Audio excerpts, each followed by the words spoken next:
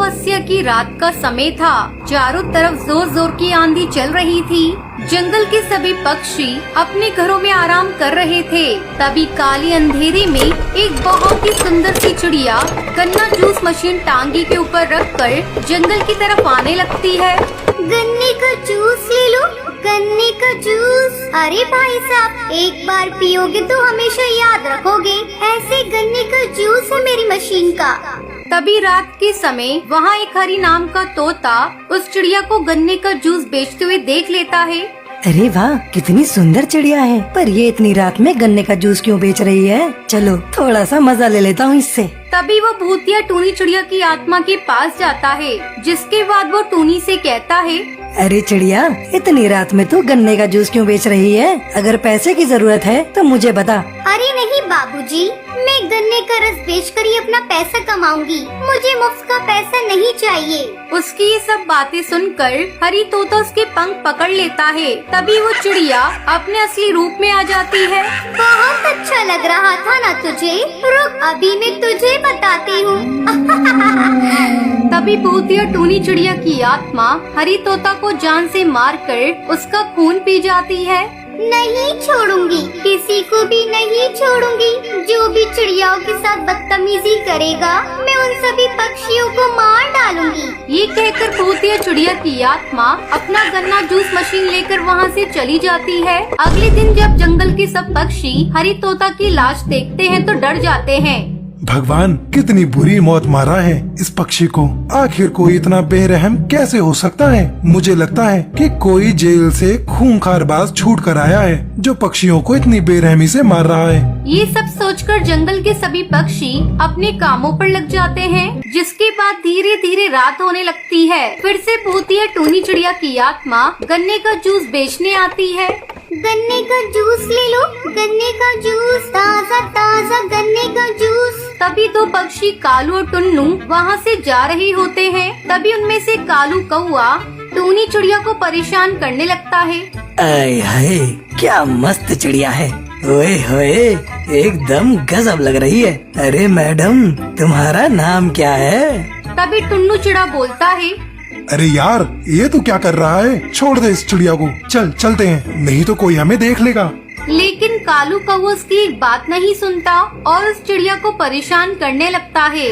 वो अपने असली रूप में आ जाती है, कालू कौवे को मार देती है, लेकिन वो टुन्नू चिड़ा को कुछ नहीं कहती और वहाँ से गायब हो जाती है। अगले दिन सुबह टुन्नू ये सारी बातें जंगल के सभी पक्षियों को जाकर बता देता है। अरे जंगल वालों, तुम पक्षियों को नहीं पता, ये सब कोई गुंडा मवाली नहीं कर रहा, बल्कि एक भूतिया चिड़िया की आत्मा कर रही है। टुन्नू चिड़ा की ये बातें सुनकर जंगल के सभी पक्षी बहुत परेशान हो जाते हैं, जिसके बाद वो सभी लोग मिलकर एक तांत्रिक बाबा के पास जाते हैं और उनसे मदद मांगते हैं। फिर रात में दोबारा भूतिया टूनी चिड़िया की आत्मा गन्ने का जूस बेचने के लिए जंगल में आती है। उसकी आवाज सुनते ही सभी पक्षी तांत्रिक बाबा को लेकर भूतिया टूनी चिड़िया की आत्मा के पास पहुँच जाते हैं। देख भूतिया टूनी चिड़िया की आत्मा, इस जंगल वालों का पीछा छोड़ दे। तू क्यों इन पक्षियों को परेशान कर रही है?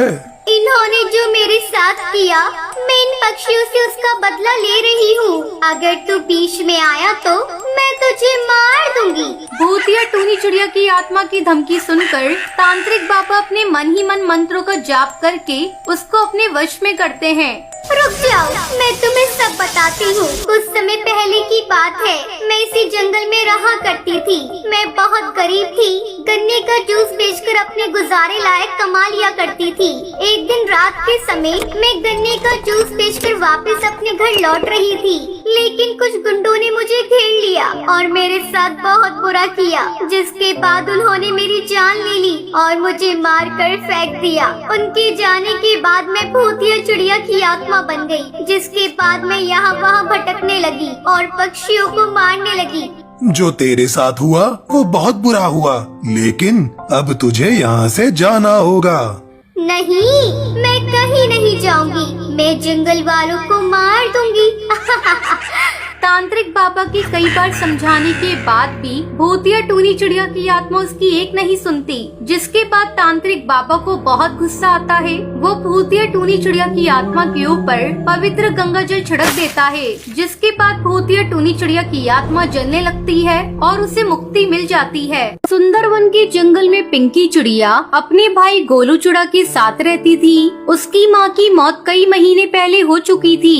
तब उसके पिता बंटी कबूतर ने दूसरी शादी कर ली। एक दिन पिंकी अपने भाई के साथ खेल रही थी, तभी उसकी सौतेली माँ टूनी वहाँ आती है। अरे कमबख्तो, तुम यहाँ खेल रहे हो और घर का काम कौन करेगा? चलो चलकर पहले घर का सारा काम खत्म करो।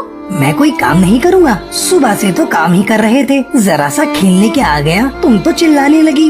जुबान बहुत लंबी हो गई है, ठहर जा, मैं अभी से काट देती हूँ। गोलू की सौतेली माँ उसे पीटने लगती है। तभी पिंकी चिड़िया एक बड़ा सा पत्थर उठाकर अपनी सौतेली माँ पर फेंक देती है, जिससे दबकर उसकी सौतेली माँ की मौत हो जाती है। ये देखकर दोनों भाई बहन डरकर वहाँ से भाग जाते हैं। पिंकी जल्दी भाग यहाँ से, नहीं तो पुलिस हम लोगों को पकड़ लेगी। भागते भागते वो दोनों थक जाते हैं और थक हार कर एक पेड़ की डाल पर बैठ जाते हैं। उन्हें पता नहीं था कि वो जिस पेड़ पर बैठे हैं वो एक भूतिया पेड़ है। उस पेड़ पर एक भूतिया चिड़ा अपना घोंसला बनाकर रहता था। रात हो चुकी थी। पिंकी चिड़िया को जोरों की भूख लगी थी। गोलू, मुझे बहुत जोरों से भूख लग रही है, सुबह से मैंने कुछ नहीं खाया। भूख मुझे भी लग रही है, लेकिन क्या करूं, रात हो चुकी है। सोने की कोशिश कर, सुबह भोजन की तलाश करेंगे। पिंकी चिड़िया और गोलू चिड़ा सोने की कोशिश करने लगते हैं, लेकिन उन्हें भूख के मारे नींद नहीं आती। वो उठकर अंधेरे में ही भोजन ढूंढने लगते हैं। तभी उसे घोंसले में रोशनी दिखाई देती है। गोलू, वो देख, घोंसले में रोशनी दिखाई दे रही है। चल चलकर वहाँ देखते हैं, अगर भोजन मिल जाता है तो भोजन कर लेना। दोनों उस घोंसले के अंदर जाते हैं। अरे बाप रे, यहाँ तो भूतिया चिड़िया की आत्मा है। पिंकी जल्दी भाग यहाँ से, नहीं तो ये भूतिया चिड़िया की आत्मा हमें मारकर खा जाएगी। गोलू की आवाज सुनकर भूतिया चिड़िया की आत्मा का ध्यान उनकी तरफ जाता है। आओ आओ, मैं तुम ही दोनों का इंतजार कर रही थी। मैं अभी तुम दोनों को ही ढूंढने जा रही थी, लेकिन तुम दोनों खुद ही मेरे पास चले आई। तुम दोनों ने मुझे पत्थर मारकर मार डाला था। क्या सोचा मैं तुम दोनों को पीछा नहीं करूँगी? आओ, मैं तुम दोनों को मारकर खा जाऊंगी। पिंकी जल्दी भागो, ये हमारी सौतेली माँ है जो भूतिया चिड़िया की आत्मा बन गई है। भूतिया टूनी चिड़िया की आत्मा उन दोनों को खाने के लिए जाती है। भूतिया चिड़िया माँ, तुम मुझे खा लो, मेरे भाई को छोड़ दो, वो अभी छोटा है, हमसे गलती हो गई। नहीं, तुम दोनों ने क्या सोचा कि मैं तुझे छोड़ दूंगी? मैं तुम्हें छोड़ने वाली नहीं हूँ। आज मैं तेरा खून पी जाऊंगी। दोनों भाई बहन डर कर रोने लगते हैं। तभी पिंकी की माँ टुनटुनी वहाँ प्रकट हो जाती है। बच्चों, तुम दोनों को डरने की कोई जरूरत नहीं। अब मैं इस भूतिया चिड़िया की आत्मा को सबक सिखाती हूँ। बच्चे अपनी असली माँ को देखकर चौंक जाते हैं। माँ तुम हमें छोड़कर कहाँ चली गई थी? माँ हमें तुम्हारी बहुत याद आती है। माँ हमारी सौतेली माँ ने हमें बहुत दुख दिया है, और देखो आज भूतिया चिड़िया की आत्मा बनकर हमारी सौतेली माँ हमें मार रही है। अब तुम्हें डरने की कोई जरूरत नहीं है बच्चों। मैं अभी इस भूतिया चिड़िया की आत्मा से तुम्हारा पीछे छुड़ाती हूँ। असली माँ टुनटुनी चिड़िया अपनी शक्तियों से टूनी चिड़िया की आत्मा को मार डालती है। बेटा, आज रात तुम दोनों इस घोंसले में रुक जाओ, कल सुबह अपने घर चले जाना। यहाँ तुम दोनों को रुकना सही नहीं। लेकिन माँ हम दोनों आपको छोड़कर नहीं जाएंगे, आप भी हमारे साथ चलिए। अगले दिन टुनटुनी चिड़िया की आत्मा अपने बच्चों को घर लेकर जाती है। बच्चों, तुम लोग कहाँ थे? मैं तुम्हें कब से ढूंढ रहा था। पापा, ये देखो, हमारी माँ हमारे साथ आई है। कौन है यहाँ? मुझे तो कोई दिखाई नहीं दे रहा है। पिंकी चिड़िया और गोलू चिड़ा समझ जाते हैं कि उसकी माँ भूतिया चिड़िया की आत्मा है, इसलिए वो उसके पिता को दिखाई नहीं दे रही है। फिर दोनों बच्चे खुशी खुशी अपने पिता के साथ रहने लगे। चंदनवन जंगल में एक बड़े ही प्रसिद्ध उद्योगपति कड़कनाथ सेठ रहा करते थे। उनकी चूड़ियों की फैक्ट्री थी, जिसमें हजारों मजदूर काम करने आया करते थे। उसी फैक्ट्री में टूनी नाम की एक चिड़िया भी काम करती थी। टूनी का आए दिन किसी न किसी से झगड़ा होता रहता था। एक दिन कड़कनाथ सेठ ने टूनी को अपने ऑफिस में बुलाया। जी सर, आपने बुलाया? हाँ टूनी, ये मैं क्या सुन रहा हूँ कि तुमने हमारी चूड़ियों के डिजाइन हमारे कॉम्पिटिटर बंटी की फैक्ट्री में पहुँचा दिए। मालिक, आपके किसी ने कान भरे हैं। मैंने ऐसा कुछ भी नहीं किया है। आप ही बताइए, क्या मैं ऐसा कर सकती हूँ? ठीक है, ये तुम्हारा कहना है, लेकिन टुनटुनी भी कुछ कहना चाहती है। टुनटुनी पता था ये अपना मुंह जरूर खोलेगी। तभी कैबिन में टुनटुनी आती है। बताओ टुनटुनी, क्या देखा तुमने? मालिक, मैं कई दिनों से टूनी पर नजर रख रही थी। वो फैक्ट्री से कुछ चूड़ियों के सैंपल चुराती थी। एक दिन मैंने जब उसका पीछा किया तो देखा कि टूनी बंटी कबूतर की फैक्ट्री में गई और किसी पक्षी को वो सैंपल्स दे दिए। अपनी सफाई में अब भी तुम्हारे पास कोई बहाना बचा है क्या? मालिक, मुझे माफ कर दीजिए। मैं आगे से ऐसा कुछ भी नहीं करूँगी। नहीं, तुमने गद्दारी की है। मैं तुम्हें पुलिस के हवाले करूँगा। पुलिस फैक्ट्री में आती है और टूनी चिड़िया को पकड़ने लगती है। तभी वो उन्हें धक्का देकर भागने लगती है। तभी टुनटुनी चिड़िया उसे पकड़ लेती है। मुझे जाने दे टुनटुनी, वरना मैं तुझे नहीं छोड़ूंगी। जाने दे मुझे। तभी पुलिस टूनी चिड़िया को पकड़ लेती है। टूनी जाते हुए गुस्से से कड़कनाथ और टुनटुनी से कहती है, मैं तुम लोगों को नहीं छोड़ूंगी। मैं बदला लेकर रहूंगी। इसी तरह कुछ दिन गुजर जाते हैं। एक शाम टुनटुनी कड़कनाथ के पास आती है और कहती है, मालिक, आपको पता है टूनी जेल से भाग गई है। पुलिस उसके पीछे भाग रही थी और वे खाई में गिर गई। तब से उसकी कोई खबर नहीं है। तभी एक चिड़िया का साया उन दोनों को देख रहा होता है।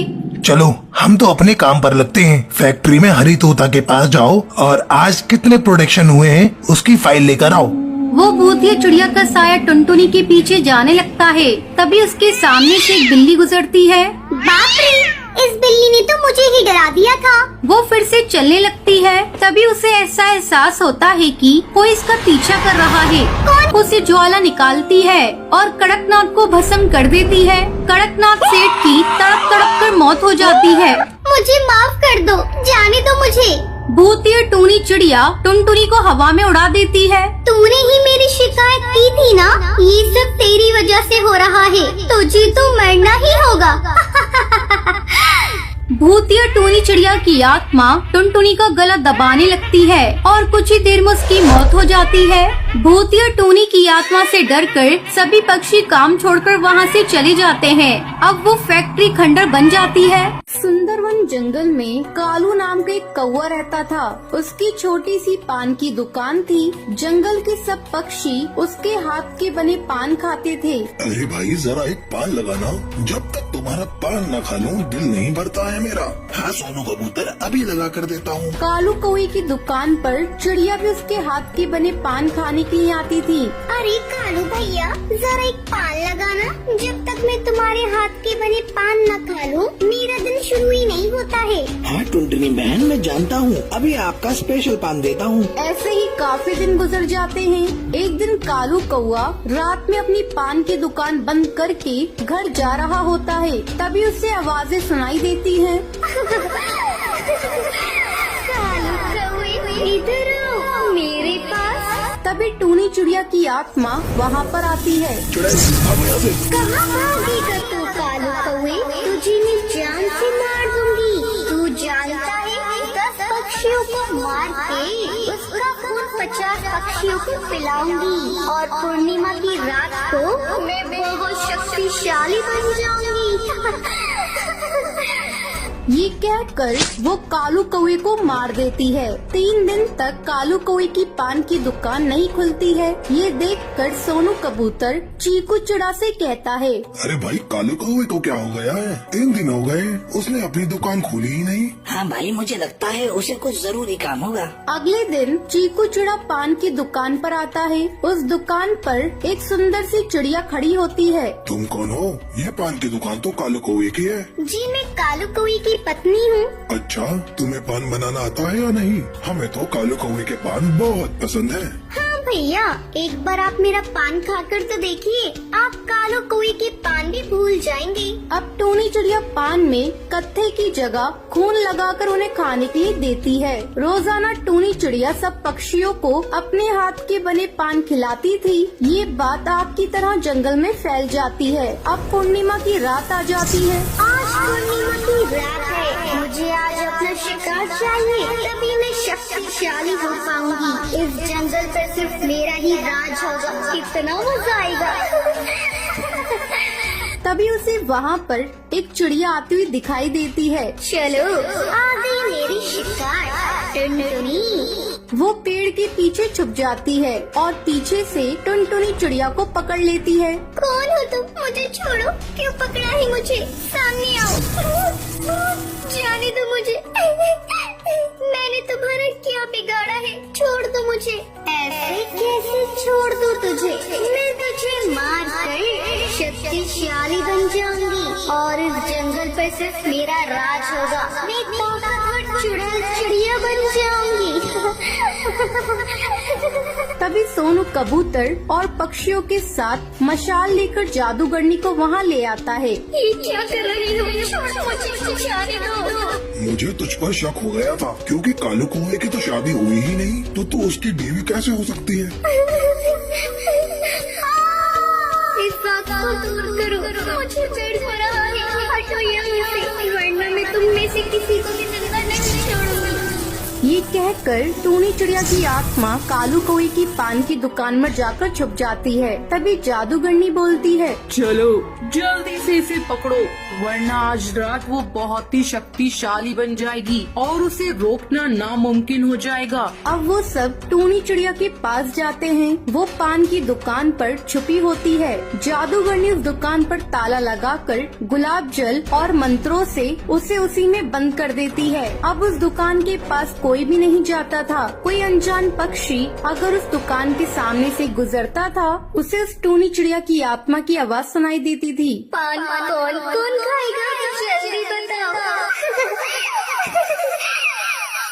जंगल में ऑटो चलाने वाला बंटी कबूतर रहता था। एक बार की बात है, बंटी कबूतर रात में सवारी छोड़ने के लिए काफी दूर आ जाता है। तभी उसे रास्ते में एक चिड़िया दिखाई देती है। अरे ये कितनी खूबसूरत चिड़िया है। अच्छा है वापसी में एक सवारी मिल गई। पूछता हूँ उस चिड़िया को कहाँ जाना है। रुको रुको ना। हाँ चिड़िया बहन, बोलो कहाँ जाओगी तुम? जहाँ आप जाएंगे वहाँ जाऊंगी मैं। चिड़िया बहन, मैं तो अपने घर जाऊंगा। चलिए आप बैठ जाइए, मैं आपको रास्ते में छोड़ दूंगा। जरा जगह तो दीजिए, जब तो बैठूंगी मैं। अरे चिड़िया बहन, आप पीछे बैठिए जहाँ सवारी बैठती है। उसकी ये बातें सुनकर बंटी कबूतर को बहुत अजीब लगता है। तभी उसकी नजर उसके पैरों पर पड़ती है। उसके पैर उल्टे होते हैं, जिसे देखकर वो डर जाता है। अरे भागो भागो रे भागो भैया। कहाँ जाएगा तू बचकर बंटी कबूतर? आज तुझे छोड़ूंगी नहीं। कितने दिनों बाद मेरी प्यास बुझेगी। इस रास्ते पर कोई आता भी नहीं था, अब तू आया है मेरा शिकार। तभी टूनी चिड़िया की आत्मा अपने असली रूप में आ जाती है। वो जोर जोर से हंसने लगती है। कभी वो गायब हो जाती, कभी सामने आ जाती। बंटी कबूतर डर के मारे तेजी से अपना ऑटो भगाता है। वो शीशे में देखता है आत्मा उसका पीछा नहीं कर रही है। वो जंगल के ऑटो स्टैंड पर अपना ऑटो रोकता है। वहीं उसका दोस्त कालू कौवा खड़ा होता है। क्या हुआ बंटी कबूतर, तू इतना घबराया हुआ क्यों है? बंटी कबूतर कालू कौवे को सारी बात बताता है। अरे पागल, इतना सुनहरा मौका हाथ से निकाल दिया तूने। उस चिड़िया की आत्मा का एक पंख तोड़ लेता, वो तेरी गुलाम बन जाती। अरे भाई माफ कर मुझे, मेरी जान बच गई, आज वो ही काफी है मेरे लिए। ये कहकर बंटी कबूतर वहाँ से चला जाता है। कालू कौवा अपने मन में सोचता है, ये तो डरपोक पागल है, इतना सुनहरा मौका गवा दिया। ये पूरे जंगल पे राज करता। चलो कोई नहीं, कल रात में उस जगह जाऊंगा और उस भूतिया चिड़िया का पंख तोड़कर ले आऊंगा। अगले दिन कालू कौवा अपना ऑटो लेकर उसी जंगल के रास्ते पर जाता है। वहाँ पर एक चिड़िया खड़ी होती है। रोको रोको ना, ऑटो रोको, मुझे जाना है। अरे भाई, लगता है ये वही चिड़िया की आत्मा है, इसका पंख तोड़ लूंगा। ये कहकर कालू कौवा अपना ऑटो उसके सामने रोकता है और उसके पंख तोड़ने लगता है। अरे बेवकूफ कौवे बदमाश, तेरी हिम्मत कैसे हुई? तूने मेरे पंख तोड़ने की कोशिश की। रुक, तुझे भी बताती हूँ। टुनटुनी चिड़िया पास में पड़े डंडे से उसे बहुत मारती है। अरे बहन मुझे माफ कर दो, मुझे लगा तुम एक चिड़िया की आत्मा हो। अरे बदतमीज, तुझे मैं कहाँ से आत्मा नजर आ रही हूँ? चल भाग यहाँ से। टुनटुनी ये कहकर वहाँ से चली जाती है, पर टूनी चिड़िया की आत्मा पेड़ के पीछे खड़े होकर ये सब देख रही होती है। अगले दिन कालू कौवा फिर से अपना ऑटो लेकर वहाँ पर आता है। भाई आज तो पहले उसके पैर देखूंगा तभी उसके पंख तोड़ूंगा, वरना कल की तरह पिटाई हो जाएगी मेरी। अब फिर से वहाँ पर एक चिड़िया खड़ी होती है। रोको रोको ना ऑटो, मुझे जाना है। कालू कौवा उसके पैर देखता है, उसके पैर उल्टे होते हैं। जैसे ही कालू कौवा उसके पंख तोड़ने वाला होता है, तभी टूनी चिड़िया की आत्मा अपने असली रूप में आ जाती है। डरावनी आवाज़ें सुनाई देती है। कालू कौवे आ मेरे पंख तोड़ेगा, ये ले तोड़ के दिखा। टूनी चिड़िया की आत्मा कभी उसके सामने आ जाती, कभी उसके पीछे। वो उसे बहुत मारती है। मुझे माफ कर दो चिड़िया की आत्मा, मैं आगे से कभी भी ऐसा नहीं करूँगा। मुझे जाने दो, मत मारो। क्यों छोड़ दूं तुझे? तू जैसे मन चले बदमाश पक्षियों को मारना ही तो मेरा लक्ष्य है। तुम जैसे लालची पक्षियों को जीने का कोई हक नहीं। तभी वहाँ पर बबलू कबूतर ऑटो में अपनी सवारी बिठाकर वहाँ से गुजर रहा होता है। अरे चिड़िया की आत्मा, छोड़ दो उसे, मैं तुमसे विनती करता हूँ। नहीं, मैं इसे नहीं छोड़ सकती। तुम जानते हो, एक बार ऐसे ही मैं इस जंगल से ऑटो में जा रही थी। उस ऑटो वाले ने मेरा सामान लूट कर मुझे जान से मार दिया। जब से जो भी मुझे लालची पक्षी दिखाई देता है, मैं उसे जान से मार देती हूँ।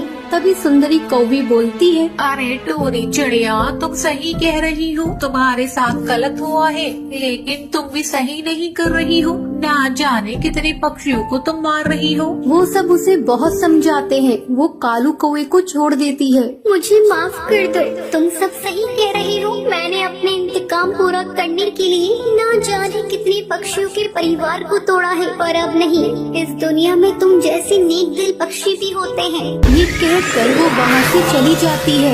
टुनटुनी का पति बंटी एक कुली था। वो नदी पार से आने वाली पक्षियों के सामान को इधर से उधर करता था। एक दिन जब बंटी काम पर जा रहा था, तब टुनटुनी उससे कहती है, अजी अपनी सेहत का भी ध्यान रखा करो। सभी किसी न किसी दिन छुट्टी लेते हैं, लेकिन तुम तो रविवार को भी काम करते हो।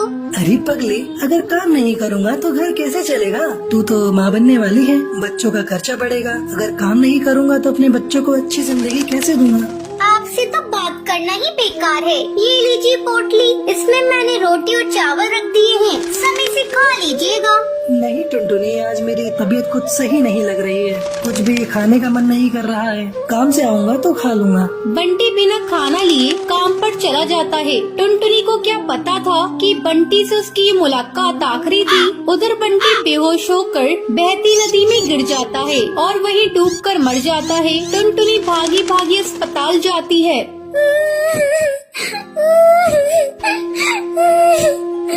बंटी, ये क्या हो गया?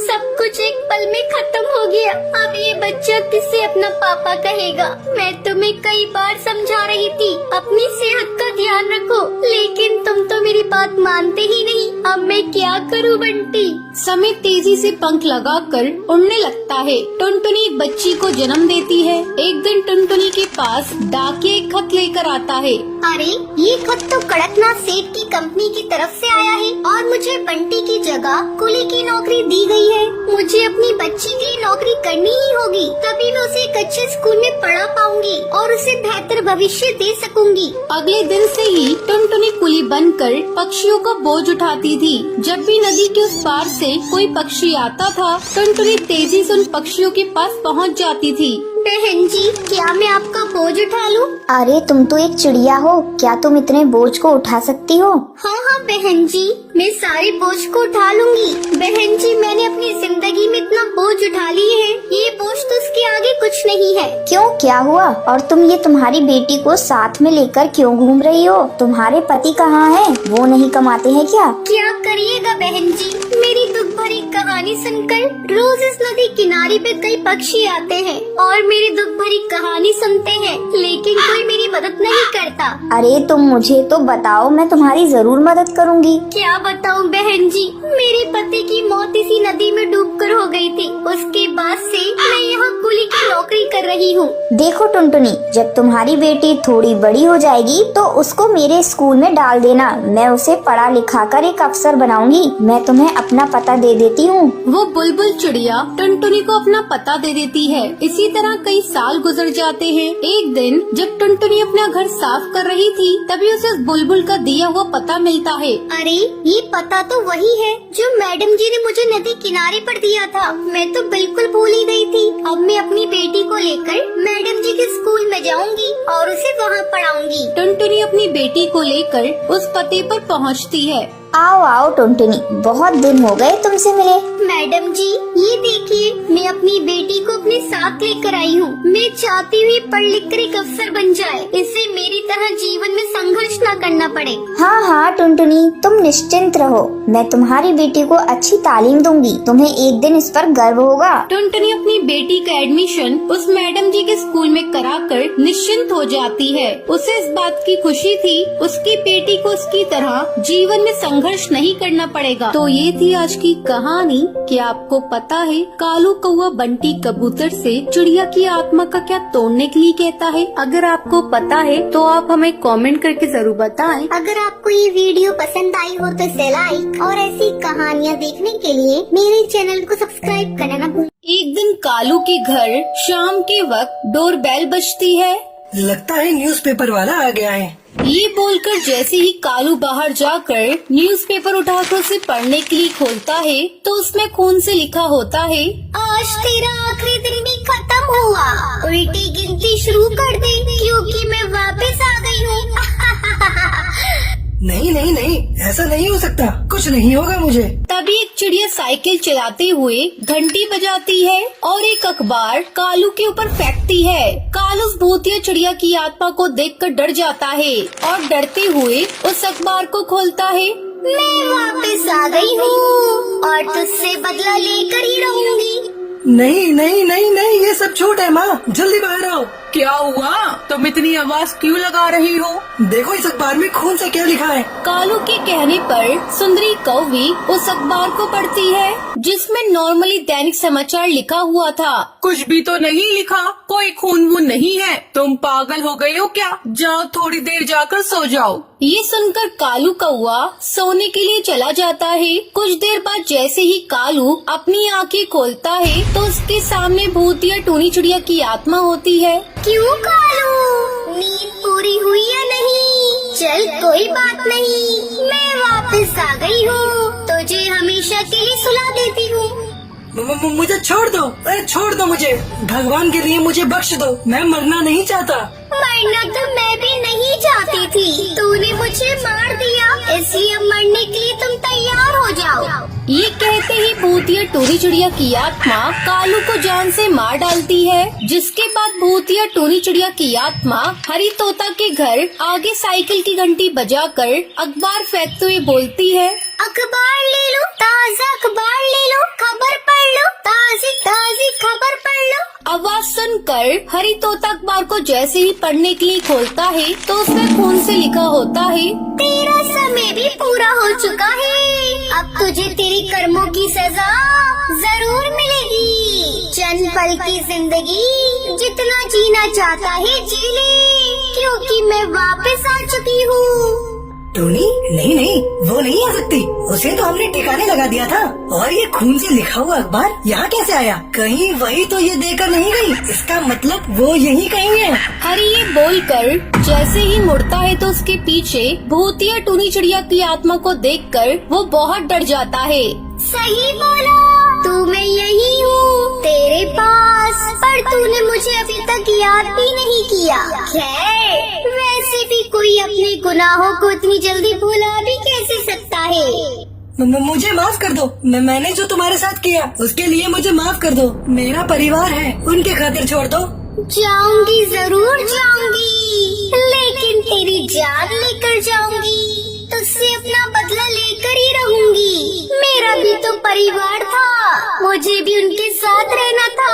मेरे बिना कैसे रह रहे होंगे ये सोचा तुमने? क्या तेरी माफी से वो सब चीज मैं भूल पाऊंगी? नहीं, बिल्कुल नहीं। इस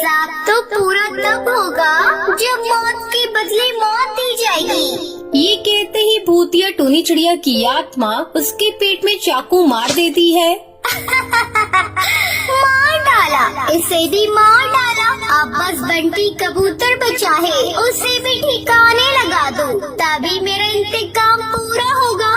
अब वो बंटी को भी इसी तरह न्यूज़पेपर देकर उसे मारने वाली होती है कि तभी उसकी पत्नी टुनटुनी उसके सामने आकर उससे कहती है, नहीं नहीं, मैं तुम्हें अपने पति को मारने नहीं दूंगी। तुम्हें जो कहना है मुझसे कहो। मैं निर्दोष पक्षियों को नहीं मारती। बेहतर होगा तू मेरे सामने से हट जा। आज इसलिए किए की सजा इसको देकर ही रहूंगी। तुम्हारा पति कोई दूध का धुला नहीं है। इसकी कड़वी सच्चाई मैं तुम्हें आज बताती हूँ। बताओ क्या गलती थी मेरी? सिर्फ अपनी माँ का सोचकर मैं उस रात निकली, लेकिन दरिंदे पक्षियों ने जिसमें तुम्हारा पति शामिल था, उन सब ने मेरे साथ गलत किया और मुझे मार डाला। इसलिए मैंने मार डालूंगी। ये बोलकर भूतिया चिड़िया की आत्मा उसके पति बंटी को भी मार डालती है और अपना बदला लेकर वो हमेशा के लिए चली जाती है। शाम के वक्त टूनी चिड़िया और सुंदरी कौवी अपनी बिरयानी का ठेला लेकर जा रही थी। अरे बिरयानी ले लो, बिरयानी ताजा ताजा गरम गरम बिरयानी, लाजवाब चिकन वाली मजेदार बिरयानी, जल्दी जल्दी ले लो, कहीं ऐसा ना हो कि खत्म हो जाए। उन दोनों की आवाज सुनकर हरी तोता आकर कहता है, अरे चिड़िया, बिरयानी कैसी दी? जरा एक प्लेट देना। हाँ हाँ बेटा, ये ले लो और खाकर बताओ कैसी है। अरे वाह, ये तो बहुत अच्छी बिरयानी है, लेकिन इसमें हड्डी के टुकड़े हैं। हाँ तो होंगी ही, इसमें पक्षियों की हड्डी और मांस के टुकड़े हैं। माँ जी जरा इसे और बिरयानी डालना तो। क्या? पक्षियों के मांस और हड्डियों के टुकड़े? ये क्या खिला दिया आपने? मेरा धर्म भ्रष्ट कर दिया। अब जब खा ही लिया है तो और खा लो, क्योंकि उसके बाद तो तुम मार दिए जाओगे। ये तुम क्या बोल रही हो? छोड़ दो मुझे।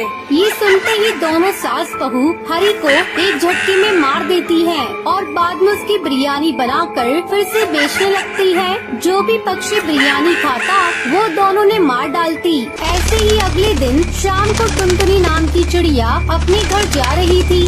अरे आज कुछ पका हुआ मिल जाता तो घर ले जाती, खाना नहीं पकाना पड़ता। आज वैसे भी बहुत थक गई हूँ। तभी टुनटुनी बिरयानी बेचने वाली भूतिया चिड़िया की आत्मा को देखती है। अरे बहन, जरा 1 किलो बिरयानी पैक करना और 1 प्लेट खाने के लिए देना, बहुत भूख लग रही है। तभी सुंदरी कौवी उसे बिरयानी खाने के लिए देती है।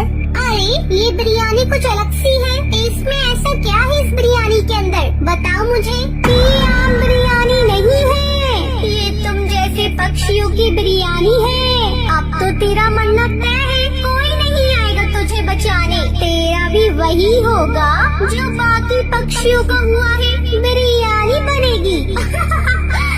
छोड़ो मुझे, छोड़ो छोड़ो, मेरा पति मेरा इंतजार कर रहा होगा।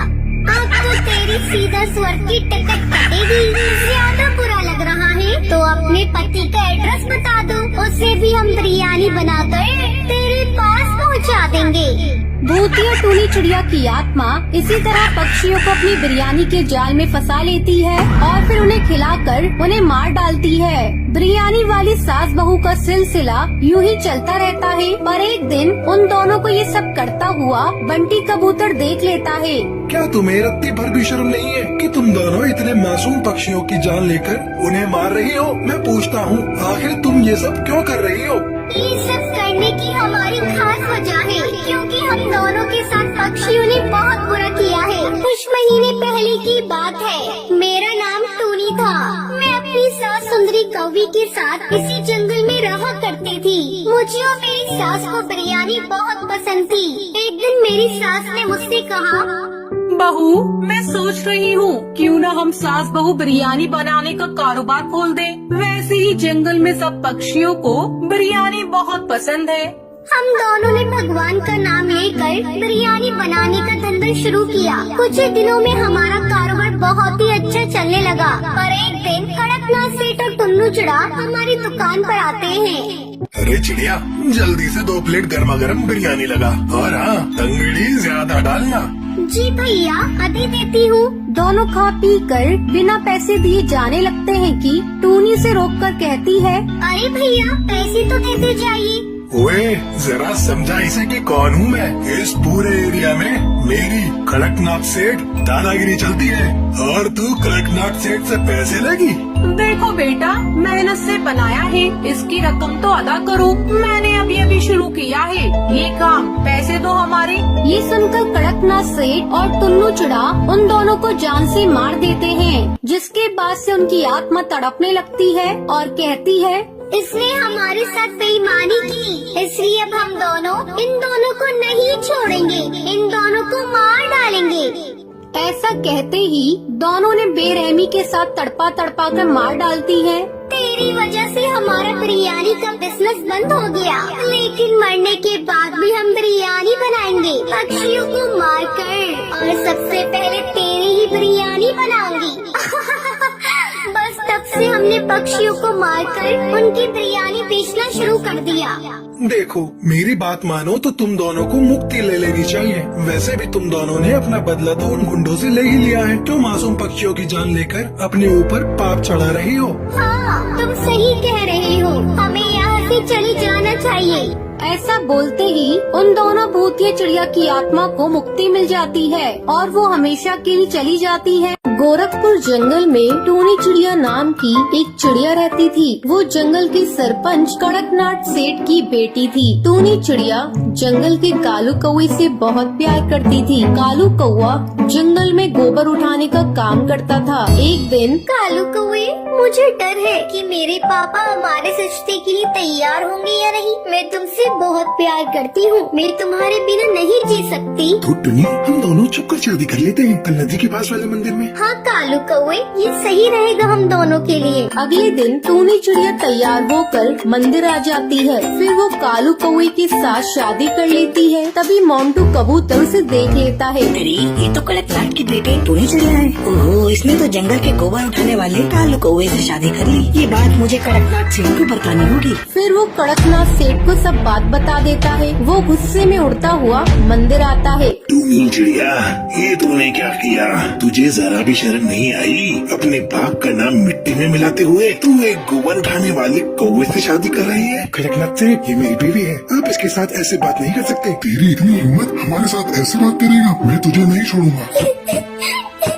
पापा, मैं कालू कौवे से बहुत प्यार करती हूँ, हमें जाने दो, हमें माफ कर दो। कड़कनाथ सेठ अपने आदमियों को कालू कौवे को मारने का आदेश देता है। वो कालू कौवे को बहुत मारते हैं और उसकी लाश नदी में डाल देते हैं। मेरा पति जिंदा नहीं रहा तो मुझे जीने का कोई हक नहीं। मैं भी तुम्हारे पास आ रही हूँ कालू कौवे। ये कहकर टूनी चिड़िया नदी में कूदकर अपनी जान दे देती है। ऐसे ही काफी दिन गुजर जाते हैं। अब जंगल में किसी भी चिड़िया की शादी होती थी, टूनी चिड़िया की आत्मा उस चिड़िया को मारकर उसकी डोली में बैठ जाती थी। ये बात सारे जंगल में आग की तरह फैल गई थी। सब लोग बहुत ज्यादा डरे हुए थे। एक दिन टुनटुनी चिड़िया नाम की चिड़िया अपनी डोली में बैठकर अपने ससुराल जा रही थी। उसकी डोली उठाने वाला सोनू कबूतर कहता है, टुनटुनी बहन, हम जरा पानी पी कर आते हैं, आप इंतजार कीजिए। कोई नहीं भैया, आप जाइए। तभी उसे डरावनी आवाजें सुनाई देती हैं। ये कैसी आवाजें हैं? तभी टूनी चिड़िया की आत्मा वहाँ पर आ जाती है। ये चिड़िया, मैं तुझे नहीं छोड़ूंगी, तुझे भी मार दूंगी और चिड़ियाओं की तरह तेरी डोली भी तेरे ससुराल नहीं जाएगी। जाओ यहाँ से। नहीं, मैं नहीं जाऊंगी जब तक तुझे मार न दूं। ये तुम क्या बोल रही हो? तुम कौन हो? मुझे जाने दो। ये चिड़िया, मैं तुझे नहीं छोड़ूंगी, तुझे मार दूंगी। जैसे मुझे मारा गया था वैसे तुझे मार दूंगी, तेरी शादी भी होने नहीं दूंगी। ये तुम क्या बोल रही हो? तुम कौन हो? मुझे जाने दो। नहीं, मैं तुझे नहीं छोड़ूंगी। मेरे पति को मार दिया, मुझे उसके साथ जीने नहीं दिया। मैं इस जंगल की किसी भी चिड़िया को दुल्हन बनने नहीं दूंगी।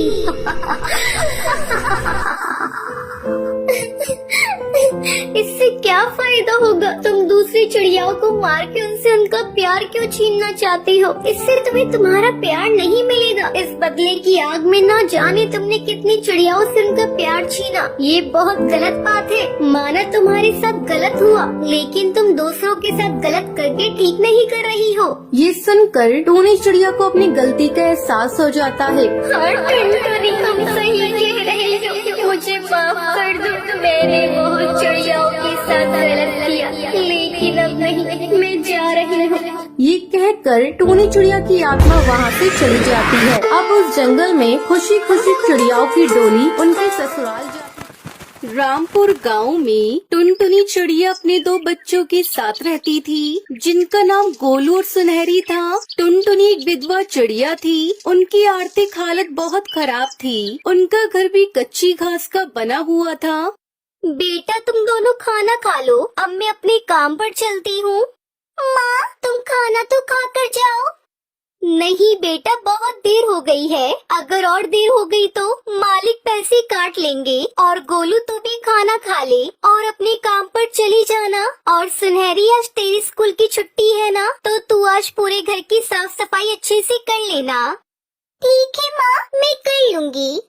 टुनटुनी चिड़िया ने अपने बच्चों को काम समझाया और खुद अपने काम पर चली गई। टुनटुनी बहुत ही मेहनती थी। वो दिन भर ईंट भट्टी में मजदूरी का काम करती थी। टुनटुनी का बेटा गोलू भी बहुत ही मेहनती था। वो दिन भर हरिया तोता के ढाबे में काम करता रहता था। भाइयों, ये रहा आपका ऑर्डर। 1 प्लेट छोले भटूरे और 2 कप गर्मा गर्म चाय। भले ही उनके जीवन में कई परेशानियां थी, लेकिन दोनों माँ बेटे हमेशा मुस्कुराते थे। पैसों की कमी के बावजूद वो लोग बहुत खुश थे। शाम हो गई। टुनटुनी काम करके अपने घर वापस आ गई। माँ देखिए, मैंने पूरा घर साफ कर दिया है और मैंने आज आपके लिए खाना भी बनाया है। अरे वाह, मेरी बेटी सुनहरी तो अब बड़ी हो गई है और बहुत समझदार भी हो गई है। आज मैं बहुत खुश हूँ सुनहरी कि तुम जैसे 2 अनमोल रत्न मुझे मिले। इतने अच्छे बच्चे पाकर टुनटुनी बहुत खुश थी। उसके दोनों बच्चे उसकी बहुत मदद किया करते थे। सब कुछ अच्छा चल रहा था, पर अचानक बरसात का मौसम शुरू हुआ और टुनटुनी के घास के घर में पानी टपकने लगा। माँ, ये बरसात का पानी घर में टपक रहा है। अब हम क्या करें? मुझे तो बहुत डर लग रहा है माँ। बेटा परेशान मत हो, जहाँ जहाँ पानी टपक रहा है वहाँ ये बर्तन रख दो। फिर उन तीनों ने टपकते हुए पानी से बचने के लिए बर्तन रखे, लेकिन बरसात रुकने का नाम ही नहीं ले रही थी। बच्चों, हमें जल्दी पक्के मकान के लिए कुछ करना चाहिए, पर उसमें काफी खर्चा होगा। मैं सोच रही हूँ सेठ जी से घर के लिए कुछ कर्जा ले लूँ, कम से कम घर पक्का तो बन जाएगा। हाँ माँ, और मैं कुछ और नया काम ढूंढता हूँ जिससे और पैसे कमा सकूँ। ठीक है बेटा, जो तुम्हें सही लगे वो तुम करो। अगले ही दिन टुनटुनी अपने मालिक कड़कनाथ सेठ के पास गई। मालिक, मुझे थोड़ा सा कर्जा चाहिए था। वो क्या है ना, मुझे अपना घर बनवाना है। ठीक है टुनटुनी, तुम्हें कर्जा मिल जाएगा क्योंकि तुम बहुत पुरानी मजदूर हो मेरी, लेकिन उसके लिए तुम्हें 5 दिन का इंतजार करना होगा। ठीक है मालिक। टुनटुनी चिड़िया बहुत खुश थी। वहीं दूसरी तरफ गोलू चिड़ा को भी दूध बेचने का नया काम मिल गया था। घर आकर टुनटुनी अपने दोनों बच्चों को सारी बात बताती है। बेटा, मुझे कर्ज मिल जाएगा, लेकिन 5 दिन लगेंगे। माँ, मुझे भी दूध बेचने का काम मिल गया है। सुबह बस 2 घंटे का काम है और 2000 रुपए पगार है। अरे वाह, ये तो बहुत अच्छा हुआ। भैया को काम मिल गया और माँ को पैसे। अब जल्दी हमारा पक्का घर बनेगा, फिर हमें बरसात में भीगना नहीं पड़ेगा। हाँ बेटा, ये सब ऊपर वाले की ही कृपा है, वो सब ठीक कर देंगे। अब सब कुछ ठीक चल रहा था, पर एक रात बरसात हो गई। बरसात थमने का नाम ही नहीं ले रही थी। टुनटुनी के घर में भी पानी टपकने लगा। बच्चों, मुझे नहीं लगता कि बरसात आज रुकेगी। इस तरह बारिश होती रही तो पूरा घर में बाढ़ आ जाएगी। सब पक्षी इस बारिश से बहुत परेशान थे। किसी के घर पानी में डूब रहा था तो किसी का सामान। बच्चों जल्दी सुनो, जरूरत का सारा सामान उठा लो, हमें कहीं और जाना होगा। अब हम यहाँ पर नहीं रह सकते, ये घर कभी भी ढह सकता है, इसके नीचे दबकर हम लोग मर जाएंगे। फिर उन तीनों ने सामान सर पर रख लिया और पानी में चलने लगे। बच्चों पानी तो बढ़ता ही जा रहा है, हमारे गांव में ऐसी कौन सी जगह होगी जहां हम लोग इस बारिश से बच सकते हैं? गोलू चिड़ा ये सोच ही रहा था कि उसे कुछ याद आया। माँ, हाँ मुझे याद है, चलिए आप दोनों मेरे साथ। फिर गोलू अपने साथ अपने परिवार को गांव की सीमा की ओर ले गया। वहाँ एक जमीन पर एक पुराना ट्रेन का डिब्बा था। माँ, आज से हम इस ट्रेन के डिब्बे में ही रहेंगे। बरसात से बचने के लिए वो तीनों उस ट्रेन के डिब्बे में चले गए। बच्चों कम से कम यहाँ हम सूखे हैं, यहाँ बारिश नहीं आ सकती। माँ, ये तो हमारे घर से भी अच्छा है, यहाँ सोने के लिए गद्दे भी हैं। हाँ बेटा, पर अब पहले कुछ खाने का इंतजाम करते हैं। टुनटुनी ने अपना वो सारा सामान खोला जो वो अपने साथ लेकर आई थी और उससे अपने लिए और अपने बच्चों के लिए खाना पकाया और पेट भरकर उन सब ने खाना खाया। हमारे घर का क्या हुआ होगा माँ? हमारा घर बारिश में डूब गया होगा क्या? देखते हैं सुनहरी, ये बरसात थमने दे और पानी सूखने दो, फिर घर का देखते हैं। तब तक हमारे सर पर ये घर है ना, तब तक हम इसी ट्रेन घर में रहेंगे। धीरे धीरे बरसात थम गई और पानी सूखने लगा। गांव वाले अपने अपने घरों में लौटने लगे और उसके बच्चे अपने घर के पास लौटे तो उनका घर पूरी तरीके से टूट चुका था। हे भगवान, ये सब क्या हो गया? हमारा घर तो टूट गया, अब हम क्या करेंगे, कहाँ रहेंगे? माँ, आप परेशान मत होइए, हम सब अपने ट्रेन घर में रहेंगे। वो ट्रेन घर तो बहुत मजबूत और बड़ा भी है। हाँ बेटा, तुम बिल्कुल सही कह रहे हो, हम अपने ट्रेन घर में रहेंगे जब तक हमें पैसे नहीं मिल जाते। जैसे ही हमें पैसे मिलेंगे तब हम अपना मजबूत घर बनवा लेंगे। ऐसे ही काफी दिन गुजर जाते हैं और वो तीनों ट्रेन घर में रहने लगते हैं। कुछ दिन गुजरने के बाद टुनटुनी को पैसे मिल जाते हैं। फिर टुनटुनी उन पैसों से अपने लिए एक पक्का मजबूत घर बनवा लेती है। माँ, ये तो बहुत अच्छा हुआ है और हाँ, आखिर हमने पक्का घर बना ही दिया इस पर। माँ, अगर हमें वे ट्रेन घर नहीं मिला होता तो क्या होता हमारा?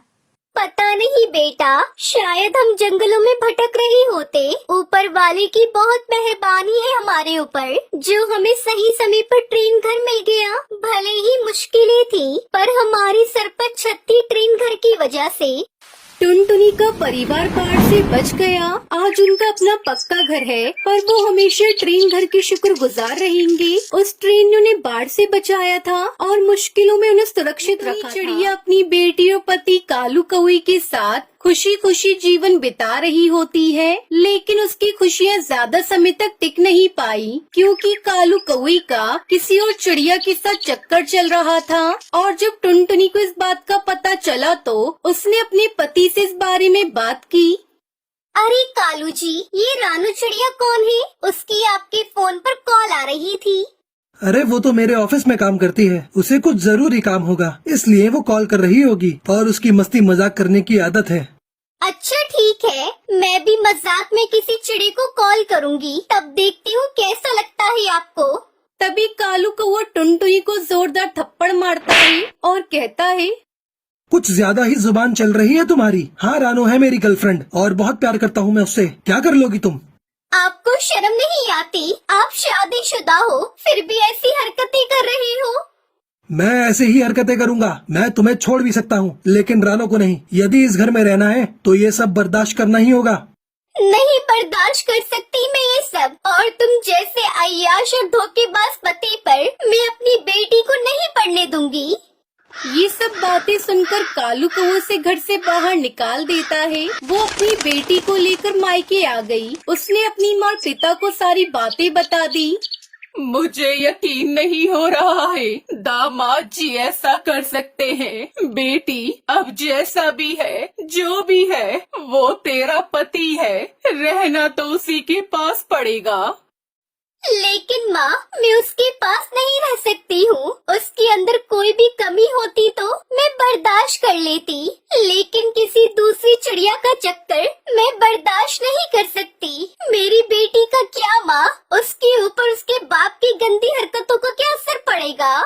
बेटी, तेरी सारी बातें सच है, पर तू ही सोच, हमने तेरी शादी में कितना पैसा लगाया है। बहुत कर्ज हो गया था हमारे ऊपर, अब तक वो कर्ज दे रहे हैं। बेटी, हम तो तुझे यही सलाह देंगे, तुम अपने ससुराल जाओ और अपने पति को बदलने की कोशिश कर। टुनटुनी को अपने माता पिता की बात समझ में आ जाती है, लेकिन उसे ये भी अच्छी तरह से पता था कि उसका पति कभी नहीं सुधरेगा। पर टुनटुनी के पास और कोई रास्ता भी नहीं था, इसलिए वो बेचारी दोबारा अपने पति के घर चली गई। उसे देख उसका पति कहता है, आ गई वापस, निकाल दिया तेरे माँ बाप ने घर से। पता था मुझे वो भिखारी तुझे और तेरे बच्चों को रख नहीं पाएंगे। चल जाकर अब खाना बना।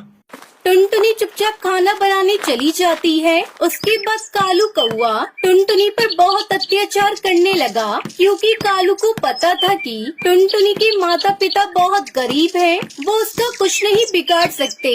एक दिन दूसरे जंगल से कालू की माँ सुंदरी कौवी आती है। माँ, अच्छा हुआ आप आ गई। मैं यहाँ बहुत अकेलापन महसूस करती हूँ। अरे बहू, कैसी बातें करती है? तेरा बच्चा है, पति है, फिर भी तो अकेली है। चल कोई बात नहीं, कभी कभी लगता है ऐसा। फिर टुनटुनी चिड़िया अपनी सास और पति के लिए चाय बनाकर लाती है। कालू चाय पीते ही टुनटुनी को सुनाने लगा, ये क्या बनाया है? तुम्हें अभी तक चाय बनाने नहीं आई? घर में पड़ी पड़ी करती क्या है तू? चाय बनाना ही सीख लिया होता। अरे बेटा, क्या हो गया? चाय अच्छी तो बनाई है बहू ने, क्यों इतना सुना रहा है बहू को? इसी तरह कालू अपनी माँ की इज्जत नहीं करता और उसके मन में जो आता वो अपनी पत्नी को सुनाता। इसी तरह एक सुबह कालू जोर जोर से चिल्ला रहा था। क्या हुआ जी? आप इतनी जोर जोर से क्यों चिल्ला रही हैं? मैं यहीं पर हूँ और आपका रोज रोज का नाटक है ये सब। ये सुनकर कालू ने फिर से टुनटुनी चिड़िया पर हाथ उठा दिया। टुनटुनी की सास ने जब ये सब देखा तो उसे बहुत बुरा लगा। उसने कालू को बहुत खरी खोटी सुनाई। फिर उसने अपनी बहू को पूछा, अरे बहू, कालू तेरे साथ जानवरों की तरह पेश आता है, तो चुपचाप सहती क्यों रहती है? जवाब क्यों नहीं देती? माँ जी, देख लिया ना आपने, अगर थोड़ा सा भी कुछ बोलती हो तो इसी तरह मारपीट करते हैं मेरे साथ। अरे तू ये सब क्यों सह रही है? अपने माँ बाप के घर क्यों नहीं चली जाती? टुनटुनी ने अपनी सास को सारी बातें बता दी। अपनी बेटे की हरकतों से टुनटुनी की सास बहुत शर्मिंदा हुई। टुनटुनी की बात सुनकर कालू की माँ ने एक सास की तरह नहीं बल्कि एक माँ की तरह सोचा और वो सीधा टुनटुनी के माता पिता के पास पहुँच गई। अरे आप दोनों टुनटुनी के माता पिता हैं कि दुश्मन? वो बच्ची आपके पास सहायता की गुहार लगाने आई थी और आपने उसको वापस करके निकम्मे पति के पास भेज दिया। अरे बहन जी, उसका निकम्मा पति आपका बेटा है। आप अपने बेटे के बारे में ये सब बोल रही हैं? हाँ, मैं बोल रही हूँ, क्योंकि मैं सच के साथ हूँ। मेरे बेटे ने गलती की है, उसकी सजा मैं उसे देकर रहूंगी, पर आप दोनों को भी मेरा साथ देना होगा। फिर सुंदरी कौवी ने अपने बेटे बहू को तलाक करवाने का फैसला कर लेती है। पहले वो अपनी बहू को समझाती है, बहू, यही तुम्हारी बेटी के लिए ठीक रहेगा। तुम कालू के साथ खुश नहीं रह सकती। लेकिन माँ, वो मेरे पति है और अगर मैंने उनसे तलाक ले भी लिया तो मैं जाऊंगी कहाँ और करूँगी क्या? ऐसे पल पल अपना आत्मसम्मान मार कर जिंदा रहना मंजूर है तुम्हें? जरा अपनी बेटी के बारे में तो सोच, अगर वो भी अपनी बाप की तरह निकली तो। टुनटुनी ये सब बात सुनकर सोच में पड़ गई और उसने अपनी सास की बात मानने का फैसला कर लिया। उसके बाद सुंदरी को भी तलाक का पेपर लेकर अपने बेटे के पास गई और उससे कहने लगी, चल कालू बेटा, इस पेपर पर साइन कर दे। माँ, ये तो तलाक के पेपर हैं। हाँ, तो टुनटुनी को तलाक दे और आराम से रानू चिड़िया के साथ रहे। और हाँ, अगर टुनटुनी को तलाक नहीं दिया तो मैं तुझे अपनी प्रॉपर्टी से बेदखल कर दूंगी।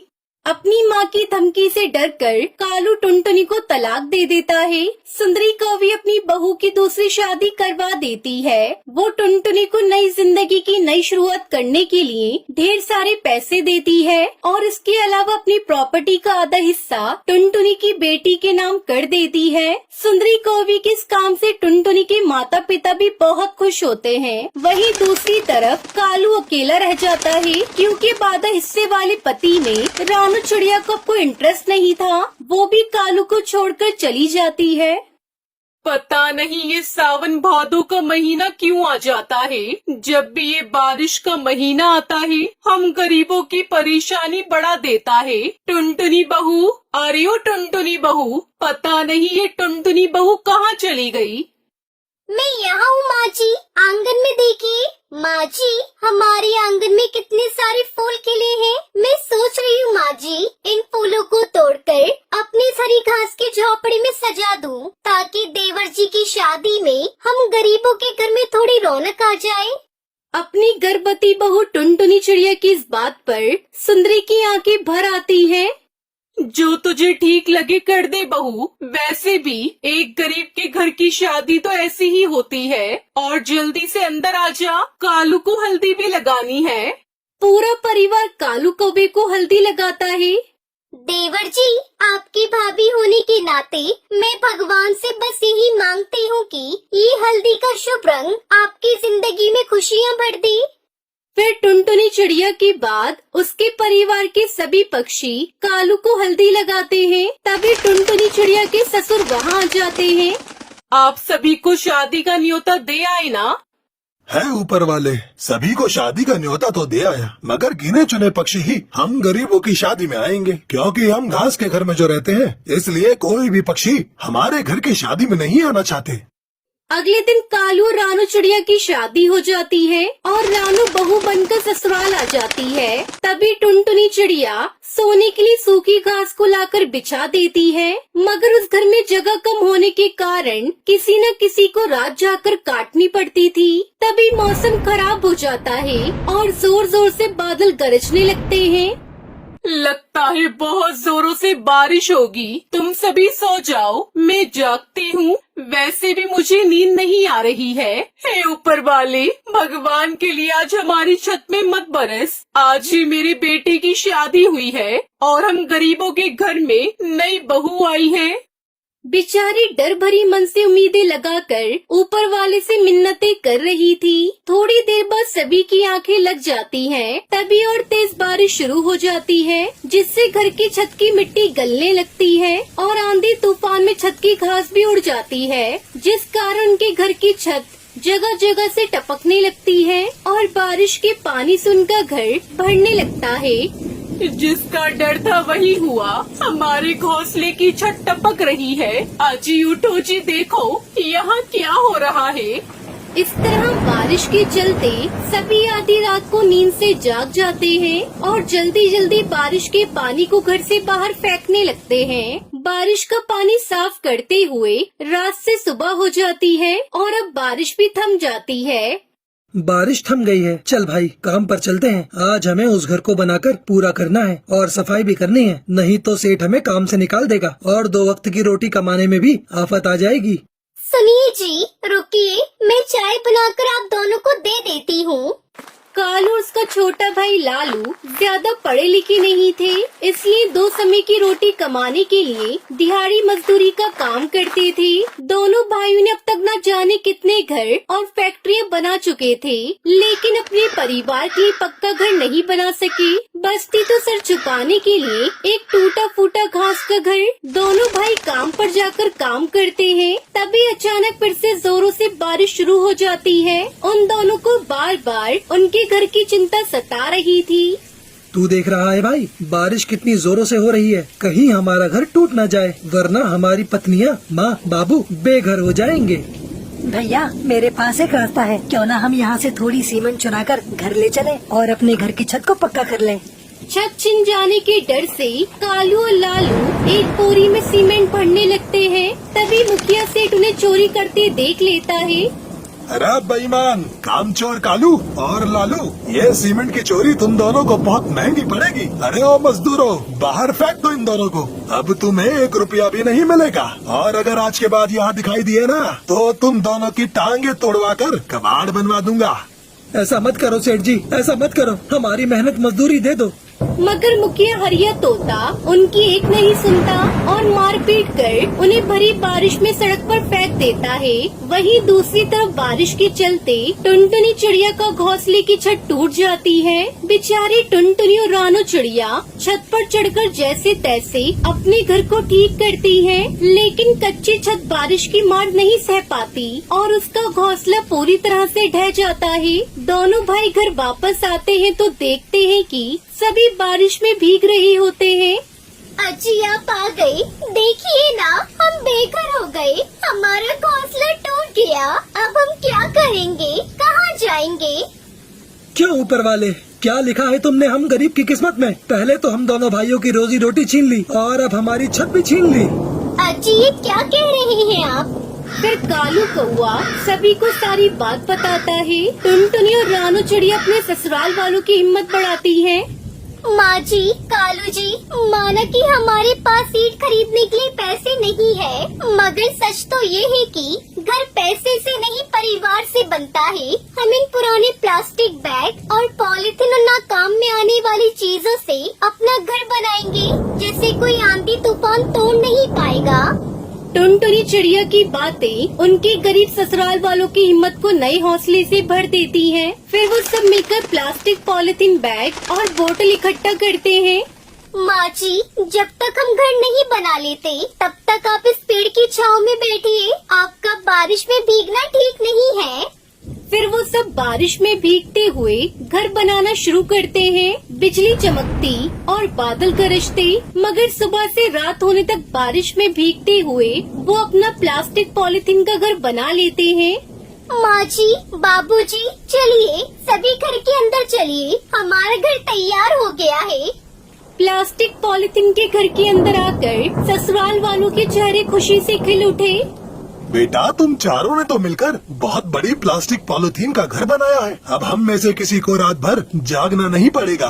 सुना था कि बहुएं ससुराल के घर आंगन में लक्ष्मी का रूप बनकर आती हैं। बहू, मुझे देखकर ऐसा लग रहा है जैसे हम गरीबों के घर में ऊपर वाले का भेजा हुआ कोई फरिश्ता हो तुम दोनों। वरना जब हम बेघर होकर सड़क पर आ गए थे तब तुम दोनों अपने घर भी जा सकती थी। बापूजी, मैं इस घर की बहू हूँ और बहू का संसार उसके ससुराल से ही होता है। और विदाई के समय पिताजी ने कहा था, शादी के बाद ससुराल का सुख दुख तो बहू का भी सुख दुख होता है।